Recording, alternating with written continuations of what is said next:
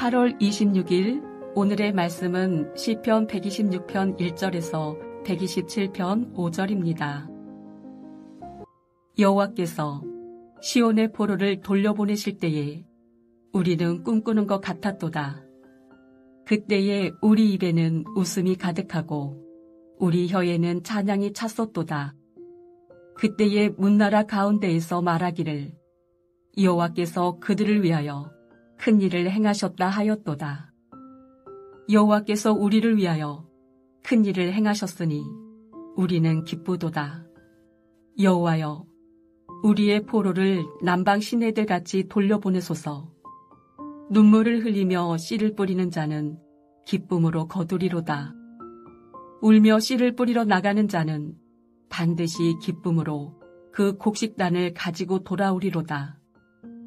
여호와께서 집을 세우지 아니하시면 세우는 자의 수고가 헛되며 여호와께서 성을 지키지 아니하시면 바스꾼의 깨어있음이 헛되도다. 너희가 일찍이 일어나고 늦게 누우며 수고의 떡을 먹음이 헛되도다. 그러므로 여호와께서 그의 사랑하시는 자에게는 잠을 주시는도다.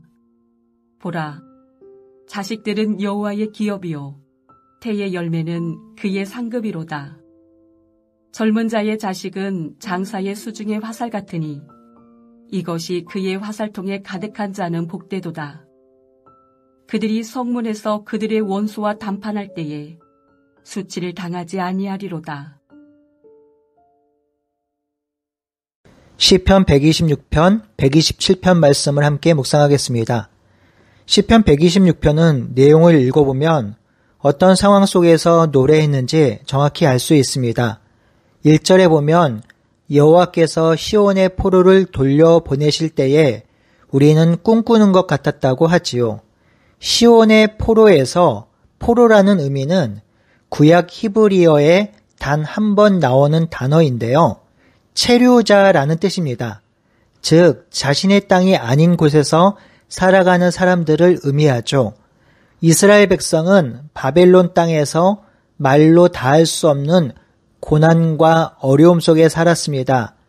그렇게 살았던 이 백성이 바사왕 고레스의 칙령으로 다시 예루살렘으로 귀환하게 되었습니다. 얼마나 기쁜 일일까요? 얼마나 복된 일일까요? 우리나라로 치면 남과 북이 통일되었을 때 남쪽에 있던 실향민이 북쪽 고향을 향해 나아갈 때 고향에 계신 부모님을 만나고 형제 자매를 만난다고 생각하면 얼마나 기쁠까요? 얼마나 즐겁고 행복할까요? 바로 그러한 심정으로 오늘 노래를 부르고 있는 것입니다. 이 시에서 우리가 눈여겨보아야 할 것이 바로 하나님께서 시온의 포로를 돌려보내신다는 것입니다. 바사왕 고레스가 이스라엘 백성을 본국으로 돌려보내는 칙령을 내리는데 이 칙령을 내리게 한 분이 바로 하나님이라고 고백하는 것이죠. 즉 제국과 제국의 왕이 자신들의 앞날과 미래를 좌지우지하는 것이 아니라 하나님이 미래를 운행하고 계신다는 것을 고백하고 있는 것입니다. 뿐만 아니라 언약을 지키시는 하나님을 신뢰하는 것입니다. 하나님께서 예레미야를 통해 70년 후에는 돌아올 것이라고 약속했는데 그 약속이 지켜지고 있는 것이기 때문입니다. 그래서 귀환하는 백성들은 귀환한 것도 기쁘고 감사하지만 하나님께서 진짜 왕이시며 하나님께서 이 땅의 역사를 운행하고 있다는 것을 볼 수 있어서 더 찬양하고 있는 것입니다. 그래서 그때에 우리의 입에는 웃음이 가득하고 우리의 혀에는 찬양이 가득하다고 하는 것이지요. 단지 포로에서 귀환한 것만 기쁜 것이 아니라 이를 행하시는 여호와 하나님을 바라보며 그 하나님의 일하심과 역사하심을 경험하게 되니 기쁘게 찬양하고 있는 것이지요. 그러한 마음이 바로 3절에 드러납니다. 여호와 하나님께서 우리를 위하여 큰 일을 행하셨으니 기쁘다고 노래하고 찬양하지요. 이렇게 찬양하고 노래한 후에 백성들은 다시금 하나님께서 더 큰 일을 행하시도록 찬양합니다. 더 큰 일은 구체적으로 4절에 드러나죠. 여호와여 우리의 포로를 남방 시내들같이 보내소서라고 하지요. 여기선 남방은 네겝 지역을 말합니다. 창세기에 보면 남방으로 내려갔다는 표현이 자주 나오는데요. 대부분 다 네겝 지역을 뜻합니다. 이 네겝 지역은 1년 내내 거의 비가 내리지 않는 곳으로 유명한데요. 비가 오지 않았다가 겨울철 우기가 되면 순식간에 물이 불어나기도 합니다. 이런 강을 와디라고 하지요. 시인은 이렇게 갑자기 불어나 물이 살기에 충분하게 넘치는 것처럼 우리 민족을 살려달라고 고백하는 것입니다.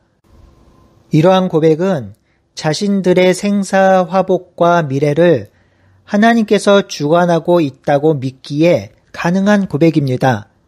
그리고 4절과 5절에 우리가 잘 알고 있는 구절이 나옵니다. 눈물을 흘리며 씨를 뿌리는 자는 기쁨으로 거두리로다. 울며 씨를 뿌리는 자는 반드시 기쁨으로 그 곡식단을 가지고 돌아올 것이다 라고 고백하며 하나님께 나아갑니다. 이 시편 가사로 만들어진 찬송가가 있지요. 새벽부터 우리라는 찬송가입니다. 이 찬송가는 전도와 관련된 찬송가로 분류됐지요. 우리가 전도를 하면 결국 때가 되어 열매를 거둘 것이란 의미입니다. 하지만 본문에서는 그 전도보다 훨씬 더 큰 의미를 담고 있습니다. 예루살렘 땅은 황폐되었고 사람이 살기에 척박한 땅이 되었습니다. 농작물을 키우면 주변의 나라들이 다 뺏어갑니다. 예루살렘에 소망을 두고 살기가 어렵습니다. 차라리 제국의 노예로 사는 편이 더 나을 수도 있었습니다. 하지만 시인과 백성들은 소망을 갖습니다. 희망을 갖겠다고 합니다. 오늘 눈물로 씨를 뿌린다고 합니다. 울며 씨를 뿌린다고 합니다. 내일에 어떤 일이 벌어질지 알지 못하며 이 씨앗이 나올지 열매를 거둘 수 있을지 그리고 자신들이 그것을 먹고 살 수 있을지 알지 못하나 하나님만 의지하며 그 일을 하겠다고 하는 것이지요. 다시 예루살렘에서 꿈을 꾸며 하나님 나라를 위해 살겠다고 합니다. 터를 잡고 기초를 쌓고 살겠다고 합니다. 그럴 때 하나님이 단을 거두시겠다고 약속하시니 그렇게 살겠다고 합니다. 사랑하는 성도 여러분, 오늘 시편은 우리의 삶과 참 많이 맞닿아 있습니다. 우리도 체류민입니다. 우리도 이 땅에서는 난민입니다. 우리는 하나님 나라를 기다리며 그 땅을 소망하는 사람들입니다. 그렇게 우리는 그 나라를 기대하며 이 땅에서 의의 씨앗을 뿌리며 공의의 씨앗을 눈물로 뿌려야 합니다. 그럴 때 하나님은 우리의 행함과 헌신을 통해서 기쁨으로 곡식을 거두게 하실 것입니다. 이 하나님을 신뢰하며 오늘도 우리가 해야 할 일을 감당하는 우리 모두가 되길 바라고 소원합니다. 이제 시편 127편을 살펴보겠습니다. 시편 127편도 우리가 너무나도 잘 알고 있는 시편이지요. 이 시편을 묵상하기 전에 제가 이 시편들을 묵상해 놓은 귀한 책 한 권 소개하려고 합니다. 유진 피터슨이 지은 한 길 가는 순례자라는 책입니다. 이 책은 성전으로 올라가는 시편들, 즉 120편에서 130편을 묵상하며 기록한 책인데요. 이 유진 피터슨의 한 길 가는 순례자를 함께 읽으면서 우리가 지금 묵상하고 있는 시편을 읽으시면 정말 영적으로 많은 도움이 되실 것입니다. 저도 전에 이 시편들을 묵상할 때 이 책을 통해서 귀한 도전과 도움을 얻었습니다. 꼭 구입하셔서 읽어보시면 좋겠습니다. 유진 피터슨의 한 길 가는 순례자라는 책입니다. 시편 127편은 인간의 연약함과 하나님의 전능함을 대조하면서 하나님의 전능함을 노래하며 그분께 의뢰하자는 내용입니다. 1절에 여호와께서 집을 세우지 아니하시면 세우는 자의 수고가 헛되다고 하지요. 아무리 파수꾼을 세우고 아무리 집을 단단하게 지어도 아무리 기초를 잘 세운 집이라 하더라도 하나님께서 그 집을 지키지 않으면 그 집을 지키는 자의 수고는 수포로 돌아간다는 것이지요. 그 다음 단락에서 하나님의 능력을 확대합니다. 여호와께서 성을 지키지 않으시면 파수꾼의 깨어 있음이 헛되다고 하지요.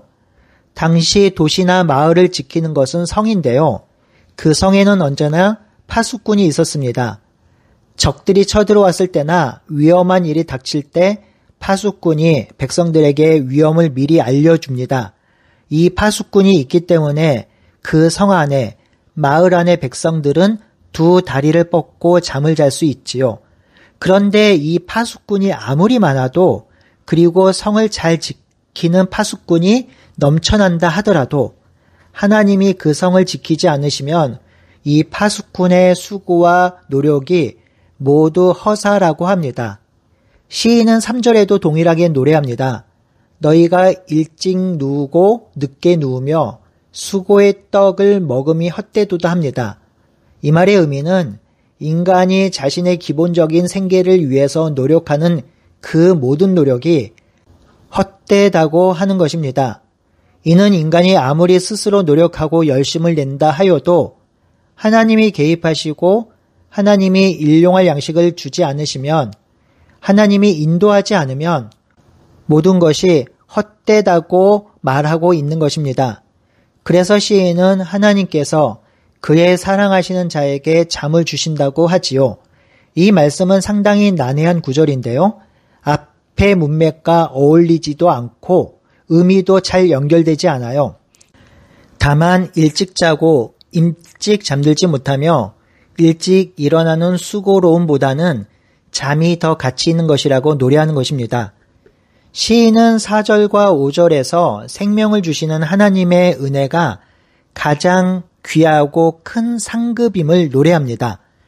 보라, 자식들은 여호와의 기업이요 태의 열매는 그의 상급이로다. 젊은 자의 자식은 장사의 수중의 화살 같으니 이것이 그의 화살통에 가득한 자는 복되도다. 그들이 성문에서 그들의 원수와 담판할 때에 수치를 당하지 아니하리로다. 이 단락은 우리가 너무나도 잘 알고 있는 단락으로 하나님께서 한 가정에 생명을 주심이 놀라운 축복이라는 것입니다.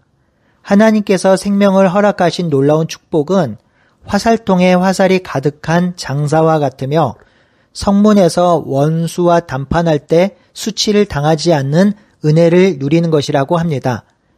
결국 우리가 일상에서 기쁨을 누리고 행복을 경험하는 모든 것은 하나님께서 허락해 주실 때 가능하며 우리의 힘과 능력으로 얻어지는 것이 없음을 말해주고 있습니다. 결국 인간은 하나님과 연결되고 하나님의 의존적인 존재가 될 때 진정한 복과 행복과 안녕을 누린다는 것이지요. 사랑하는 성도 여러분, 여러분은 어느 때 행복하신가요? 어느 때에 안전하다고 생각하시나요? 어느 때에 삶의 기쁨을 누리시나요? 저는요,